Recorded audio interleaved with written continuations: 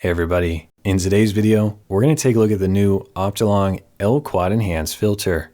When I first heard about this, I got very excited because it sounds like the perfect complement to my existing Optolong L-Enhance filter. Because the Optolong L-Enhance or L-Ultimate or L-Extreme, those are all designed to photograph nebulae from a light polluted city. And in my experience, you can get some great photos. This new L-Enhance though, is designed to allow you to photograph broadband targets from light polluted areas. These broadband targets are things like the Andromeda galaxy, the Pleiades, the Iris Nebula, and more. So theoretically, if you had something like the Optolong L-Enhance and then the L-Enhance, you can photograph any target you want from a light polluted area. And in today's video, we're going to look at 7 different examples I've taken over the last few months, and we'll see just how well the filter does. I should mention that Optolong sent me this filter free of charge back in October. They just wanted to get my opinion on it, do a video, and let you guys know what I thought. First, let's take a look at Optolong's website and see how this filter works. As it says here, the L-Enhance should be good for star clusters, dark and reflection nebula, and galaxies from light polluted areas.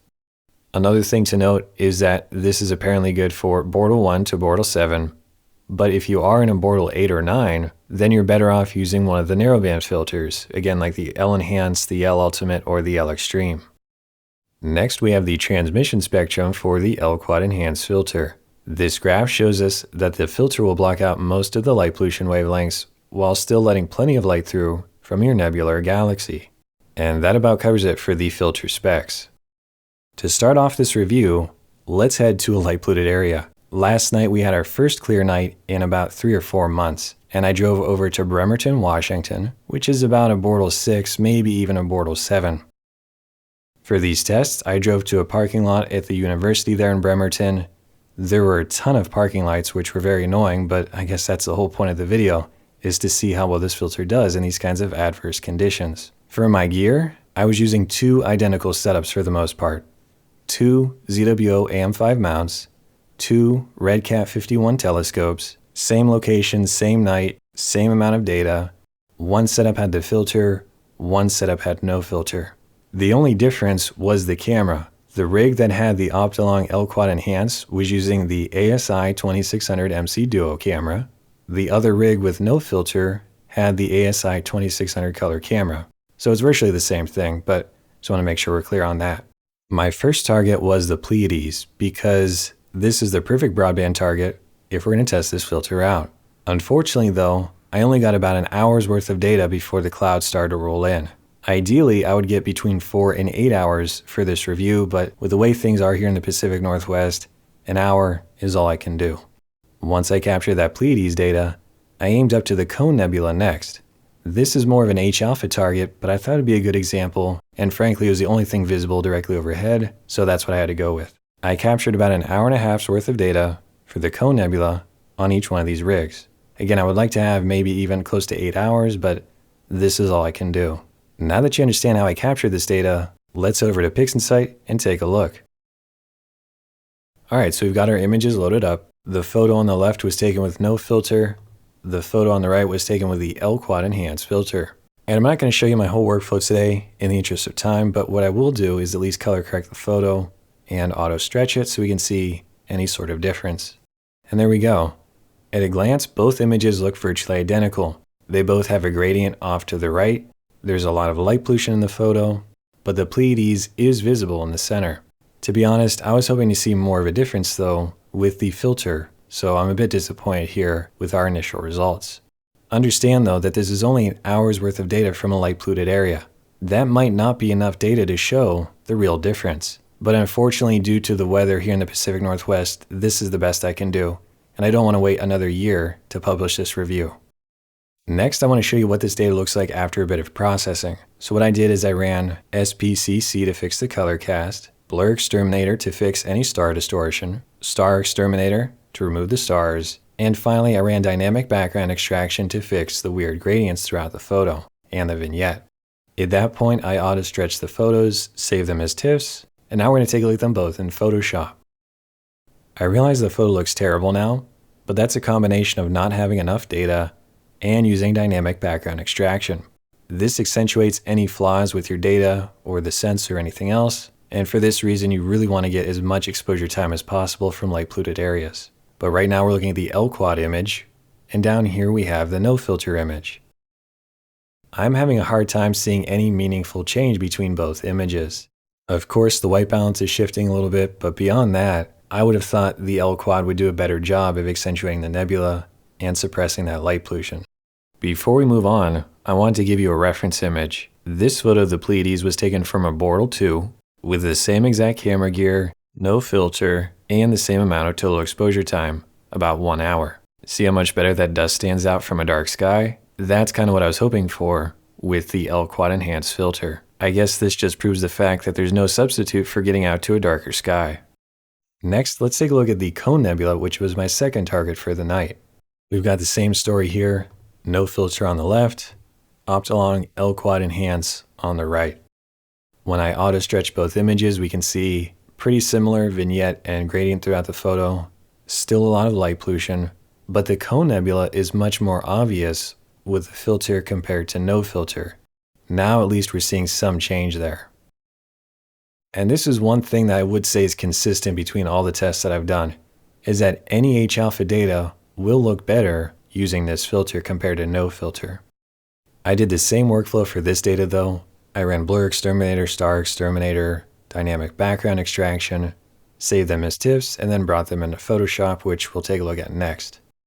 Like we saw earlier, the photo does not look very good thanks to dynamic background extraction and only having an hour and a half's worth of data. This was the L-Quad version, this was no filter. And I gotta say, the no filter image doesn't look that bad, all things considered. Just like before, I want to give you another comparison photo. This image of the Cone Nebula was captured with the same camera gear, although I did use the Optolong L-Enhance filter, and I was in a Bortle 2. But beyond that, the same telescope, the same camera, and the same total exposure time, about an hour and a half. Look at all those amazing details that are now visible. This is a huge change compared to our Bortle 6 data here. And this is why I'm so adamant about getting out to a darker sky whenever possible.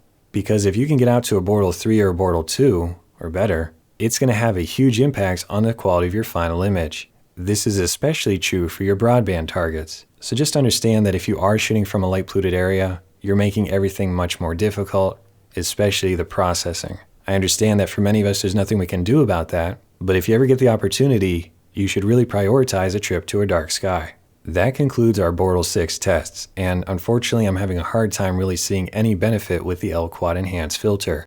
Now we're going to take a look at some sample images from my backyard, which is in a Bortle 4.5. First up we have the Orion Nebula. This image was taken with the L-Quad filter. To be clear, I did not run any dynamic background extraction here. All I did was blur exterminator, star exterminator, and my color correction. And with the L-Quad filter, we have a lot of that nice red nebulosity in the H-alpha region. If we compare that to no filter, that is a noticeable difference. Especially up here above Orion, we can see that in the L-Quad image, those details are quite defined. Whereas without a filter, they're a bit more subtle. Still, there's not that much of a difference in terms of the two images and the light pollution. Finally, here's my edited version of the Orion Nebula with the Optolong L-Quad-Enhance filter. I know it's a bit contrasty, but this was just version 1. I like to do multiple different versions until I have something I'm finally happy with. Let's move on to another target. Here we have the Horsehead Nebula. On top is the L-Quad data. On the bottom is no filter. They both look surprisingly similar, I gotta say. Although this region of the photo is more obvious with the L-Quad-Enhance compared to no filter. More importantly, if I zoom into the image, in every example, the L-Quad filter has more intense color noise compared to no filter. I understand they're both grainy, but the L-Quad is much harsher in terms of the grain. And that makes sense because, as we saw on the website, the Optolong filter is blocking wavelengths of light. And if you're blocking light, you're going to have more grain. That's all there is to it. Just understand that you will need to capture more data with this filter than you might expect for a final clean image. Another noticeable difference are the lens flares caused by the Optolong filter. We see these around the Flame Nebula and also in the upper left. You'll note that these are not visible in the unfiltered image. And here's my version 1 edit of the Horsehead Nebula with the Optolong filter. I think it turned out pretty nice. Our third test is the Pleiades. This time though, we're in a Bortle 4.5 rather than a Bortle 6 or 7. On top we have the L-Quad filter. On the bottom we have no filter. I am having a real hard time seeing any benefit with the L-Quad in this one. And to make matters worse, if we zoom in, the L-Quad is just a little bit more grainy than no filter. Next up we have the Andromeda Galaxy. This was actually taken on the night of the full moon, which is kind of interesting because if we look at the no filter image, I can't believe I was able to get that much data of the Andromeda Galaxy during the full moon. That's pretty crazy to me. And when we turn on the L-Quad version, I'm not seeing a big difference in terms of the detail here in the galaxy or in the background suppression of that extra light.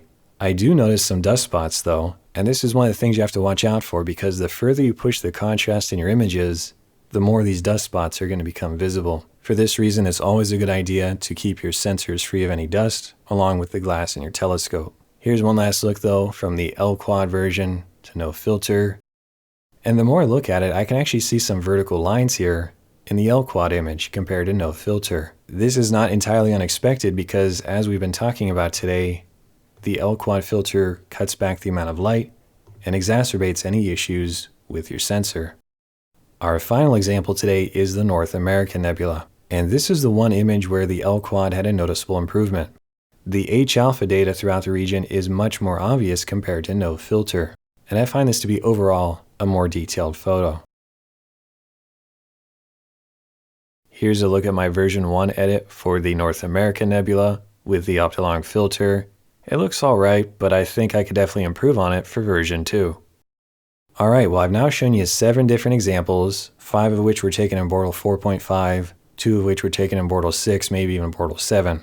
I wish I could have gotten more data on all 7 targets, but the reality is it's just not possible here in the winter, unfortunately. For this reason, if you do have the filter, you might want to leave a comment down below and let us know how your experience has been with the L-Enhance. But based on my tests so far, I don't know if this filter is worth the money. I would much rather have the Optolong L-Enhance if I was looking to purchase a filter for light pollution. Because with the L-Enhance, I can isolate those nebula, and while I can't do broadband targets, that's okay. I can always do broadband targets when I finally get out to those darker skies a few times per year. And for those of you shooting in a Bortle 8 or even Bortle 9, then you might want to go for the Optolong L-Ultimate or L-Extreme. That way you can just isolate the wavelengths from those H-alpha nebula. I hope this allows you to make an informed decision if you're thinking about purchasing the L-Enhance filter, and I will have all these images linked down below if you want to download them and take a closer look. So that's all I've got for you today. Thanks for watching, and I'll see you in another video.